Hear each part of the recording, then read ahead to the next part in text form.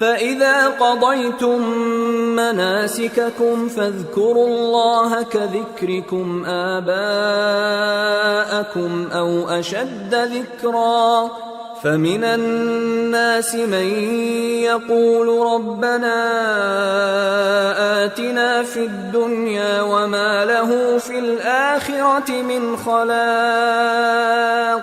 وَمِنْهُم مَّن يَقُولُ رَبَّنَا آتِنَا فِي الدُّنْيَا حَسَنَةً وَفِي الْآخِرَةِ حَسَنَةً وَقِنَا عَذَابَ النَّارِ أُولَئِكَ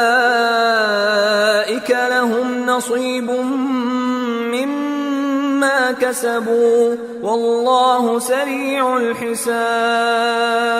پھر جب حج کے تمام ارکان پورے کر چکو تو مینا میں اللہ کو یاد کرو جس طرح اپنے باپ دادا کو یاد کیا کرتے تھے، بلکہ اس سے بھی زیادہ۔ اور بعض لوگ ایسے ہیں جو اللہ سے التجا کرتے ہیں کہ اے پروردگار ہم کو جو دینا ہے دنیا ہی میں دے دے، اور ایسے لوگوں کا آخرت میں کچھ حصہ نہیں۔ اور بعض ایسے ہیں کہ دعا کرتے ہیں کہ پروردگار ہم کو دنیا میں بھی نعمت عطا فرما اور آخرت میں بھی نعمت بخشیو اور دوزخ کے عذاب سے محفوظ رکھیو۔ یہی لوگ ہیں جن کے لیے ان کے کاموں کا حصہ یعنی اجر نیک تیار ہے، اور اللہ جلد حساب لینے والا ہے۔